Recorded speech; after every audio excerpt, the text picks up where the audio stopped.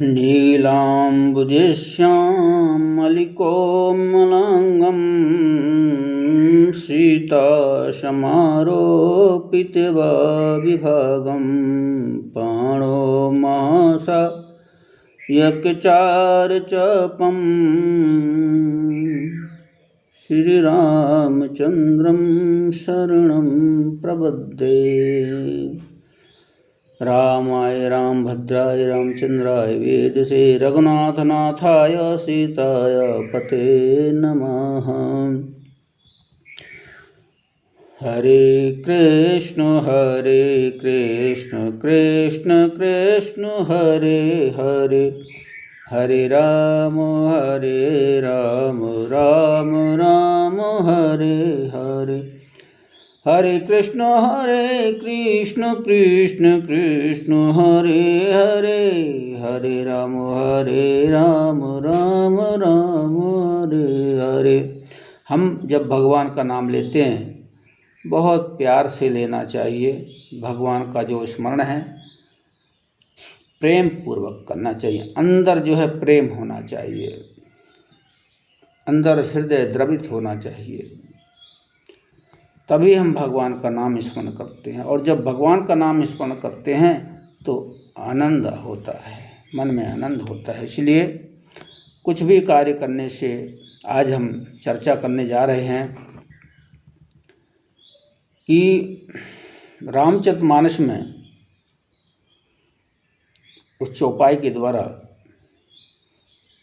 आज हम चर्चा करते हैं कि इस धरती पे जो देवता होते हैं वो ब्राह्मण होते हैं।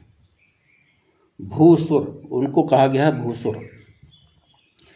बंदहु प्रथम महीश्वर चरना, मोहि जनत संशय सब हरना।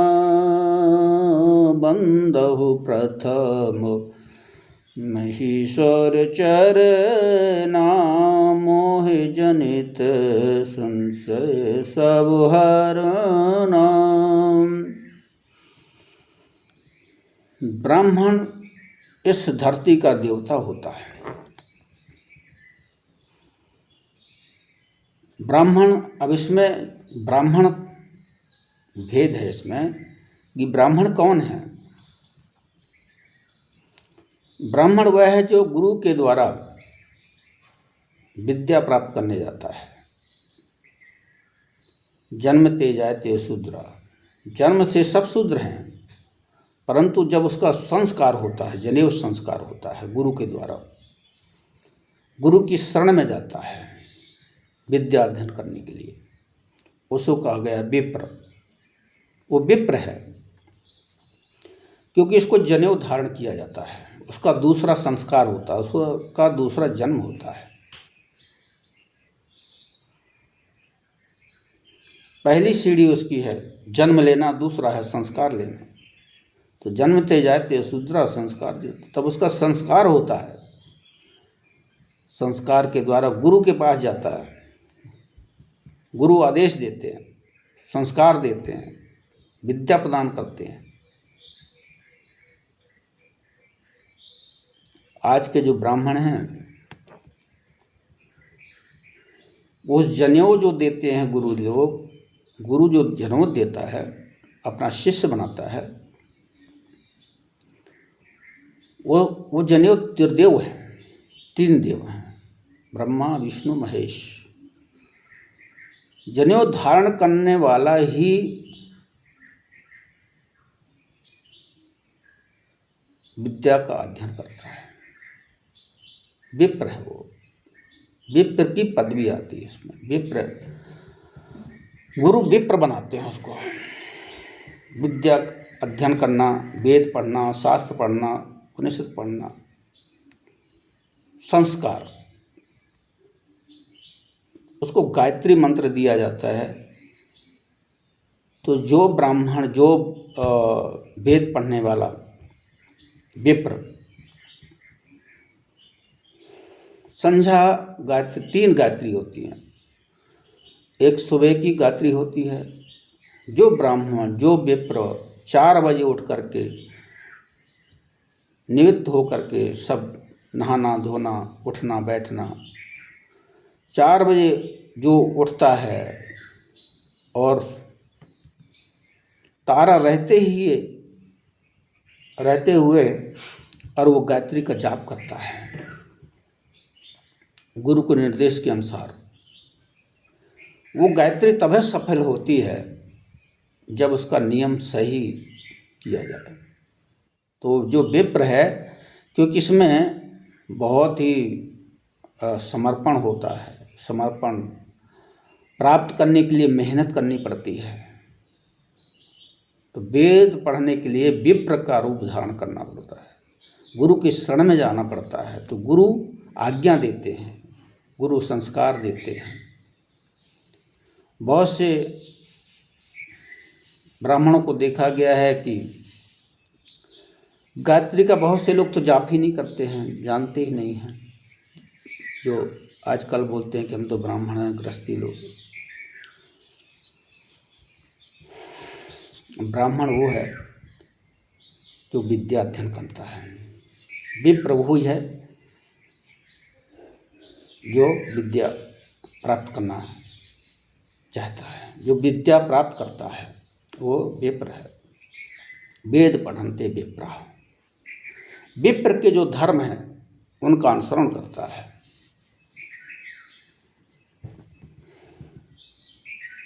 सबसे पहले उठना, सुबह 4 बजे उठना, नहाना धोना, फिर गुरु के बताए अनुसार गायत्री का जाप करना, फिर दोपहर की जो गायत्री होती है उसका जाप करना दोपहर में, फिर तृतीया गायत्री जाप होती है शाम के संध्या के समय। ऐसा जो विप्र चरणबद्ध होके चलते हैं वो विप्र हैं। और जो वेद पढ़ने वाले ब्राह्मण हैं, वेद पढ़न्ते विप्रा, जो वेद पाठन करवाते हैं, पाठन करते हैं और कराते हैं। अब विद्या अध्ययन करते हैं और कराते हैं, ये हैं ब्राह्मण, जिनका काम ही है वेद पढ़ना, शास्त्रों को पढ़ना, विद्या अध्ययन करना और कराना ब्राह्मण का धर्म है। जो ब्राह्मण ब्रह्म को जान जाता है, तपस्या करते करते ब्रह्म जानते ब्राह्मणा, वो ब्राह्मण हो जाता है, वो भूसर हो जाता है, वो देवता हो जाता है, वो इस पृथ्वी का देवता हो जाता है। जो तीनों टाइम गुरु के बताए अनुसार गायत्री करता है वही भूसुर है, वही इस पृथ्वी का देवता है। और उसी देव के पूजने से इसके लिए बताया गया है कि बंदहु प्रथम, वो लोग वंदनीय हैं जो विप्र का आचरण करते हैं, पढ़ते हैं, विद्या पढ़ते हैं, गुरु के सानिध्य में रहते हैं, गुरु की आज्ञा का पालन करते हैं, वो विप्र हैं। और वेद पढ़ने के बाद में जो वेद पढ़न्ते विप्राः, वेद पढ़ने के बाद फिर वो ब्राह्मण हो जाते हैं। जब सारे शास्त्रों का ज्ञान हो जाता है, सब कुछ का ज्ञान हो जाता है, गुरु के द्वारा परिपक्व हो जाते हैं, तो विप्र से ब्राह्मण हो जाता है। ब्राह्मण का कर्म है यज्ञ कराना, अनुष्ठान कराना, जप कराना, जप करना, दूसरे से भी कराना।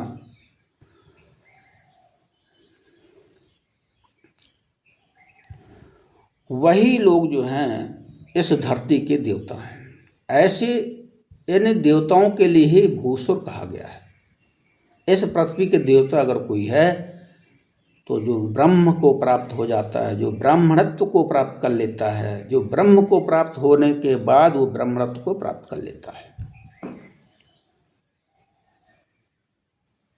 जिसने वेदों का अध्ययन कर लिया, शास्त्रों का अध्ययन कर लिया, गुरु के सेवा कर लिया। गुरु की सेवा ही सबसे महत्वपूर्ण है। और गुरु के निर्देश के अनुसार जो चलता है वही ब्राह्मण हो जाता है।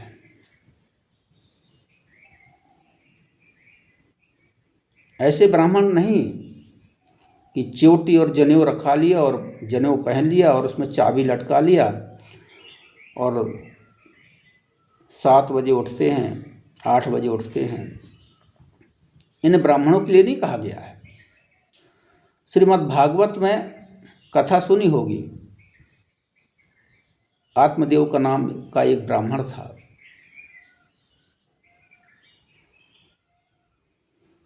ऐसे ब्राह्मण नहीं जो भगवान की भक्ति नहीं करते हैं, जो भगवान को नहीं मानते हैं।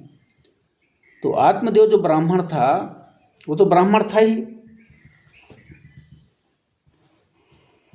उसकी इच्छा थी कि मेरे एक पुत्र हो जाए। तो पुत्र हुआ नहीं। एक दिन जो है घूमते घामते तालाब के किनारे गए, मन विक्षिप्त था।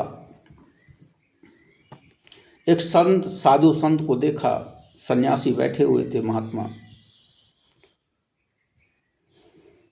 नदी के किनारे, गांव तालाब के किनारे बैठे थे। संतों का तो जहाँ स्वयं होता है वहीं बैठते हैं, जहाँ उनको मन पसंद होता है वहीं बैठते हैं, जहाँ शांति मिलती है वहीं बैठते हैं।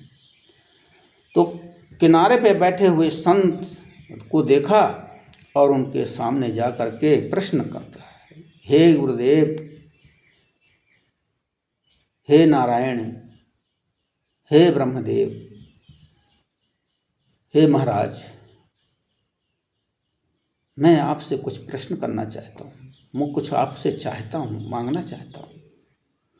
बोले क्या चाहिए तुमको? उन्होंने कहा महाराज मुझे एक पुत्र चाहिए, मेरे घर में पुत्र नहीं है।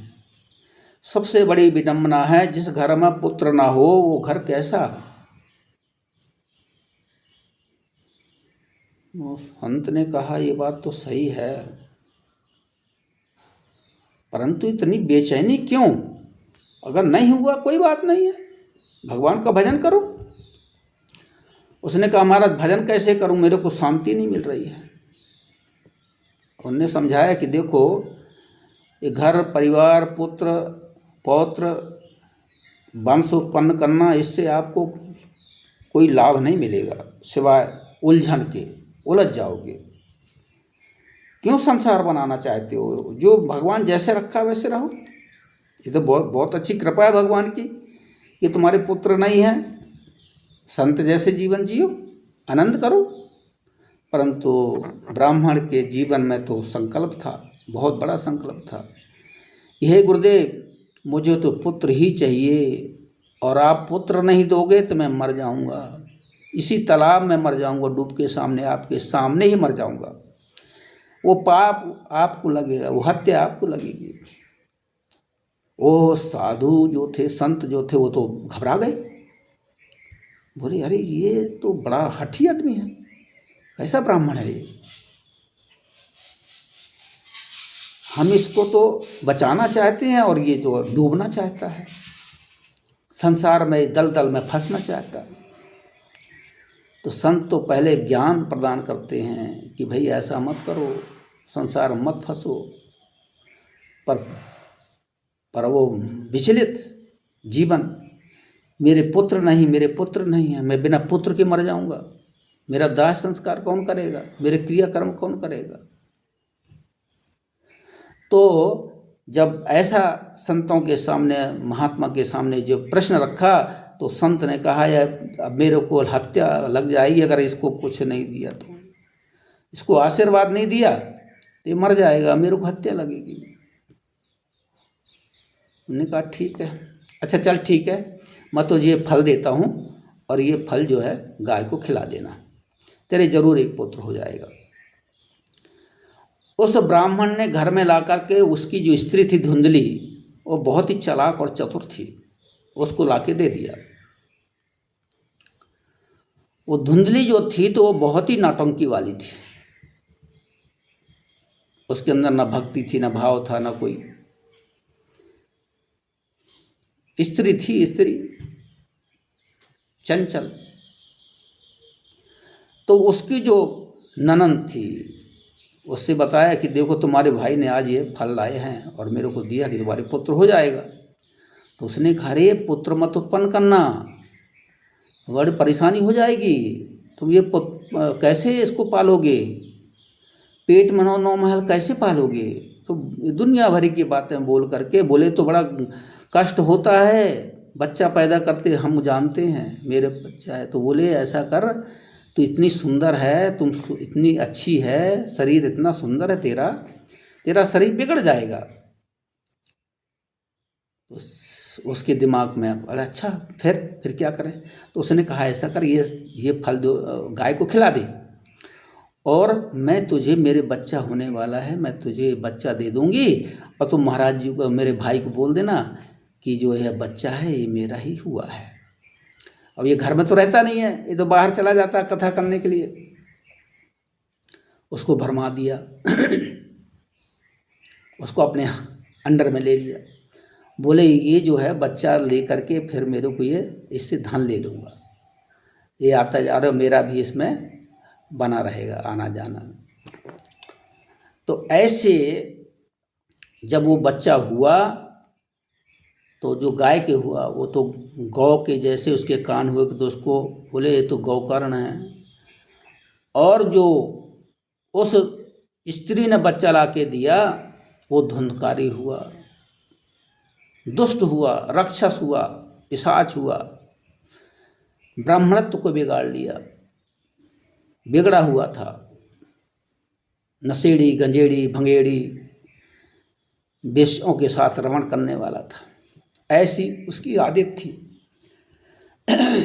अंत में क्या हुआ कि उस वेश्याओं के साथ रहने लगा, और वेश्याओं ने उसको जो है सोचा कि ये तो चोरी करता है, शराब पीता है, दुनिया भर के खटकर्म करता है, कहीं एक दिन ऐसा राजा को पता चल गया तो हमको जेल भिजवा देगा, ये भी जाएगा हम भी जाएंगे, तो इसको ऐसा करते हैं मार देते हैं।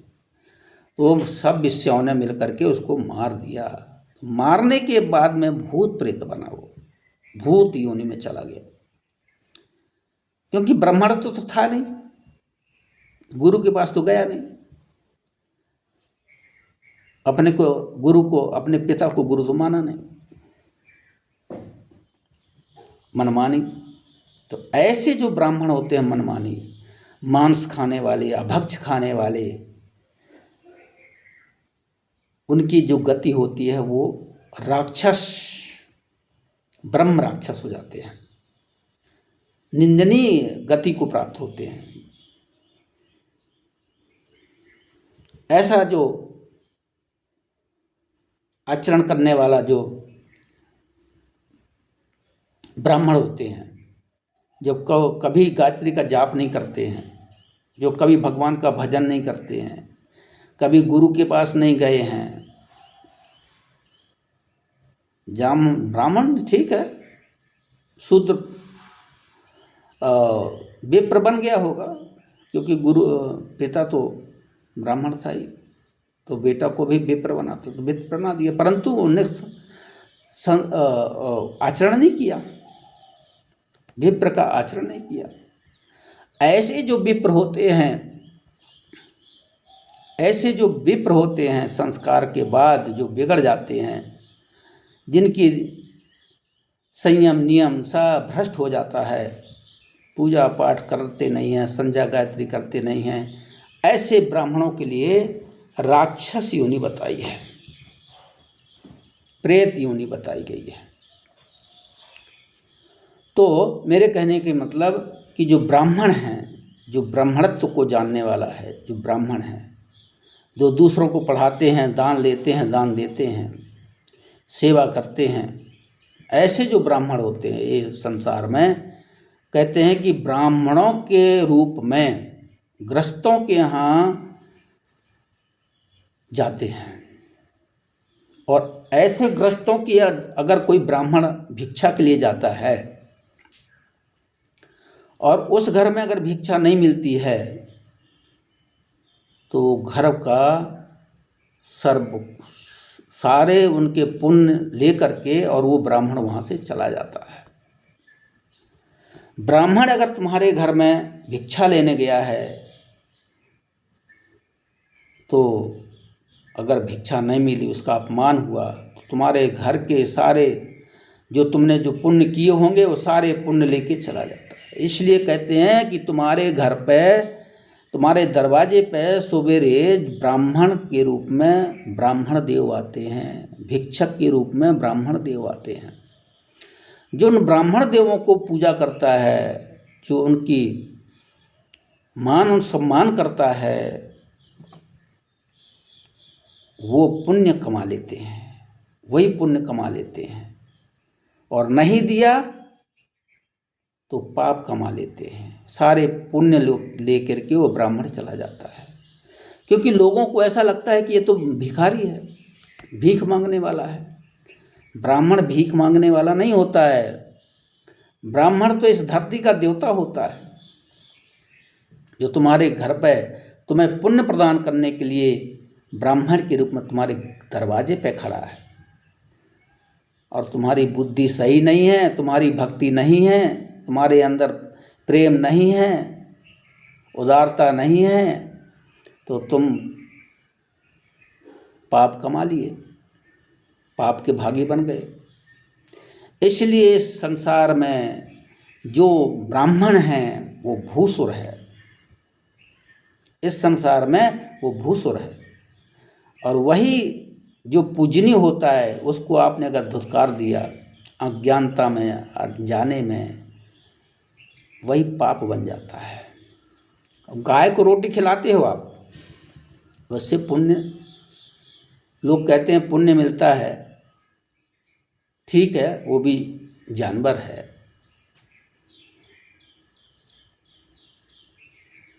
उसका मान अपमान नहीं करना चाहिए, उसको घास देना चाहिए, उसको भूसा खिलाना चाहिए, जो उसका खाने का, उसका जो अन्न है, जो उसका खाने का है भोजन, वो देना चाहिए। रोटी तो मानुष की है, तो रोटी तो मानव को देना चाहिए। हरी घास खिलाइए तो पुण्य मिलेगा। लोग रोटी खिलाते हैं, तो रोटी तो ब्राह्मण को नहीं खिलाते हैं, पशुओं को खिला देते हैं। परंतु हम तो पशु नहीं मानते हैं, उसमें भी भगवान का रूप देखते हैं। ये भी सही है, ठीक है, वहाँ तक ठीक है। परंतु ब्राह्मण आया हुआ तुम्हारे दरवाजे पे अगर लौट जाता है तो समझ लो कि बहुत बड़ा अनर्थ हो जाता है। आप पुण्य की जगह पाप कमा लेते हैं।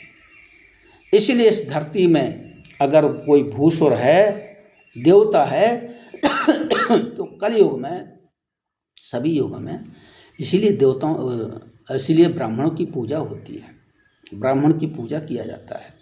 ऐसे जो ब्राह्मण होते हैं, वेद पठनते विप्रा ब्रह्म जानते ब्राह्मणा, ऐसा कोई विप्र अगर तुम्हारे दरवाजे पे आता भिक्षा के लिए तो उसे मान सम्मान के सहित उसको भोजन कराओ, उसको भिक्षा दो, उसका इच्छा की पूर्ति करो। और नहीं करोगे तो तुम्हें पाप लगेगा। अगर तुमने उसको ठुकरा दिया तो तुम पाप के भागी बन जाओगे। इसलिए इस धरती में देव हैं, इस धरती के देव हैं ब्राह्मण, भूसुर। इसलिए श्री रामचरितमानस बता रही है कि इस धरती के देवता अगर कोई है तो ब्राह्मण है। अब तुम जाओ पीपल पत और पानी पत्थर, इसमें सब जल ढालो, अगरबत्ती लगाओ, जोत लगाओ, ये कोई भक्ति नहीं है, इससे कोई भक्ति नहीं होती है। तो पीपल के नीचे गए, चक्कर काट लिए, नमस्कार कर लिए, मन तो कहीं और है, और तुम्हारी आज की पूजा पूरी हो गई। तुमको ऐसा लगता है कि हम मंदिर में जा कर के दीपक जलाए आते हैं, अगरबत्ती लगाए आते हैं देवता के सामने, तो हम प्रसन्न, हम तो भक्ति कर लिए। ऐसी भक्ति नहीं है, इसको भक्ति नहीं कहते हैं। भक्ति तो गुरु ही बताता है कि भक्ति क्या है। बिना भाव भगति नहीं, ते ही बिन मिलहि न राम। बिना भाव के भक्ति नहीं होती है, ध्यान रखना। ये तुम्हारी मनमानी भक्ति है जो अपने मन से करते हो, ये भक्ति नहीं है। भगति स्वतंत्र सकल गुण खानी।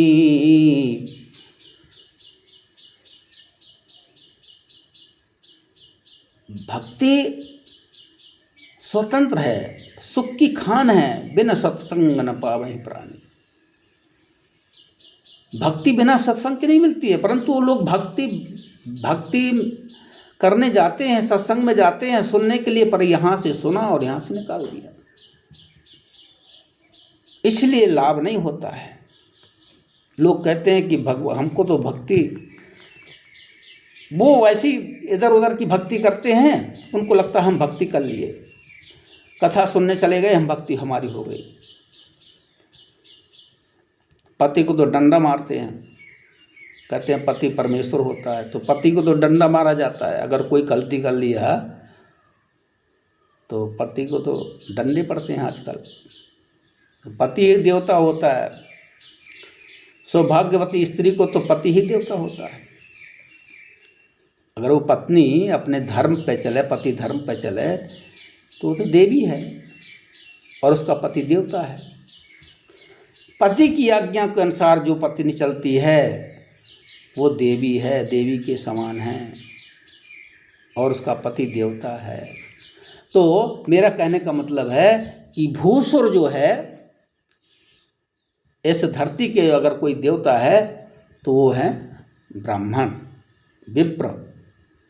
इसलिए विप्र वंश की बड़ी मनसाई, उभय हो जो तुम्हें डराई। भगवान राम जो है परशुराम जी के जब मिले तो यही शब्द उन्होंने प्रयोग किया, विप्रवंश की बड़ी मनसाई, विप्रवंश की यह प्रभुताई, उभय हो जो तुम ही डराई। जो वह होते हैं वो भी तुमको डरते हैं, तुमसे डरते हैं महाराज। इसलिए इस संसार में अगर कोई देव है तो वही लोग देव हैं जो भगवान की भक्ति करते हैं, जो विप्र हैं, जो ब्राह्मण हैं, वही देव हैं इस संसार में। इसलिए साधु चरित्र, अब साधु का जो चरित्र है, संत का जो चरित्र है, गोस्वामी जी कहते हैं कि साधु चरित्र शोभ चरित कपासु, साधु चरित्र शोभ। साधु का जो चरित्र है वो कपास के समान, जैसा उसका डोडा होता है, निसरद विशद गुण में फल जासु, साधु चरित्र शोभ। साधु का जो चरित्र है कपास के समान है, साधु चरित्र शुभ, चरित्र कपास, कपास के समान उसका चरित्र है।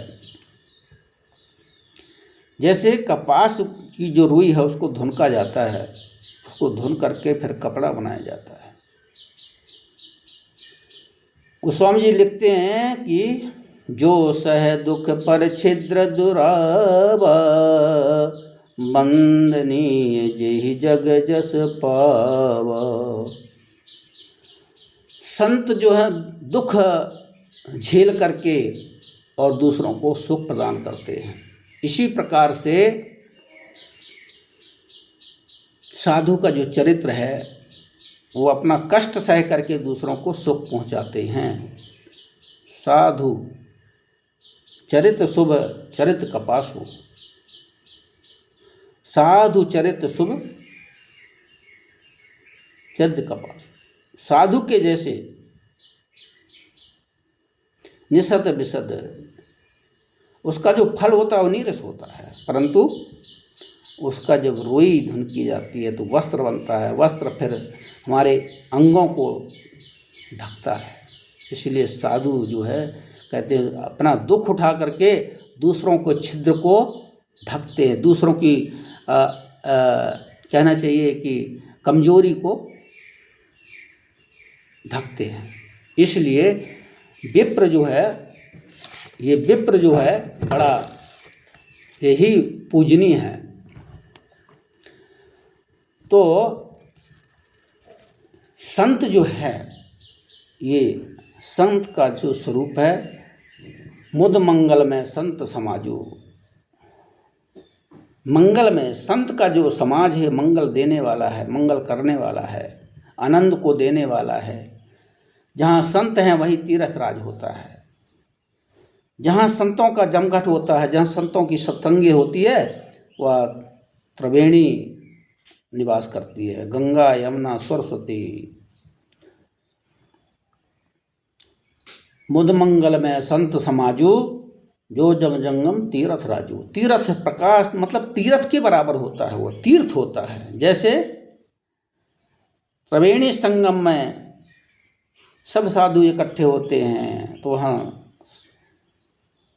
गंगा है, यमुना है, सरस्वती है, और वहाँ जो है सभी भक्ति करने जाते हैं। वहाँ भगवान की कथाएं होती हैं, ब्रह्म का निरूपण होता है। ब्रह्म क्या है, ईश्वर क्या है, जगत क्या है, संसार क्या है, जीव क्या है। राम भगत जहाँ सुर सरिधारा, सरसय ब्रह्म प्रचार प्रचारा। तो वहाँ ब्रह्म का ही प्रचार होता है, ब्रह्म का ही प्रसार होता है, ब्रह्म की ही बात होती है। इसलिए संतों का जो साथ है वो तीनों जहाँ नदियाँ मिलती हैं, गंगा यमुना सरस्वती, ऐसा जो मिलन होता है संतों का, जहाँ ब्रह्म की ही चर्चा होती है। सरसई ब्रह्म प्रचार प्रचार, तो सरसई ब्रह्म प्रचार प्रचार, तो ब्रह्म जो है वहाँ प्रकट होता है, ब्रह्म प्रकट करते हैं। ब्रह्म क्या है, ईश्वर क्या है, देव क्या है, मानव क्या है, जीव क्या है, सबका निरूपण होता है। इसलिए रामचरितमानस हमें बताती है कि हम कौन हैं, क्या हैं। हम ईश्वर हैं, ब्रह्म हैं, मानुष्य हैं, जीव हैं, क्या हैं, ये रामचरितमानस ही बताती है। इसलिए गुरु के बताए अनुसार जो चलता है वो सुख को प्राप्त होता है, भक्ति को प्राप्त होता है। बिना सत्संग न पावई प्राणी, भाव के बिना भक्ति नहीं होती है। जब तक भाव नहीं होगा तुम्हारे अंदर, तब तक भक्ति नहीं मिलेगी। दीपक जला लेना, अगरबत्ती जला लेना, देवताओं के सामने नमस्कार कर लेना, पीपल के चारों इर्द गिर्द घूम करके दीपक जला के आ जाने, ये भक्ति नहीं है। भक्ति कुछ और है, वो गुरु बताता है। बिना सत्संग के भक्ति प्राप्त नहीं होती है। बिना सत्संग विवेक न होई, राम कृपा बिन सुलभ न सोई। बिना राम कृपा के सुलभ नहीं होती है। इसलिए हमारी रामचरितमानस गोस्वामी तुलसीदास जी लिखते हैं कि बिन सत्संग विवेक न होई, राम कृपा बिन सुलभ न सोई। बिना भगवान की कृपा के संभव नहीं है। इसलिए रामचरित सुनिए, गाइए, विचार कीजिए। इसलिए लोग बैठे रहते हैं, कुछ काम नहीं है तो ताश खेलते रहते हैं। गाँव में, टोलों में टोली बना करके इधर उधर की गप्पे मारते हैं, चुगली, इधर की चुगली उधर की, आज वो, आज ये, ऐसा हुआ, ऐसा, आज ऐसा हुआ, कल वैसा हुआ, दुनिया भर की बातें करते रहते हैं। और सारा पाप की जो गठरी अपने सर पर लाद लेते हैं। भगवान का भजन नहीं आता है, भगवान का भजन करते नहीं हैं, जिसके लिए परम मानव जीवन मिला है।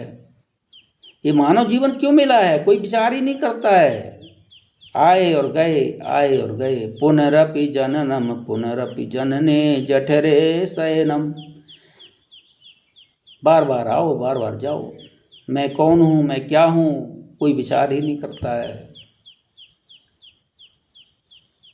साधु को देख करके साइड हो जाते हैं, एक तरफ चले जाते हैं। ऐसे जो होते हैं पामर, जो हो उनको पामर कहा गया है।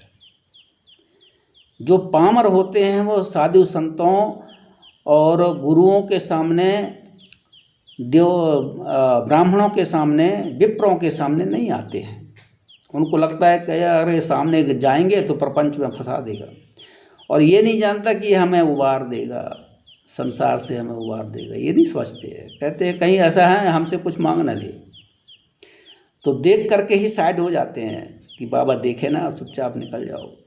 ये संत देखे ना, ब्राह्मण देखे ना, विप्र हमको देखा, इनसे तो बैर रखते हैं ये लोग।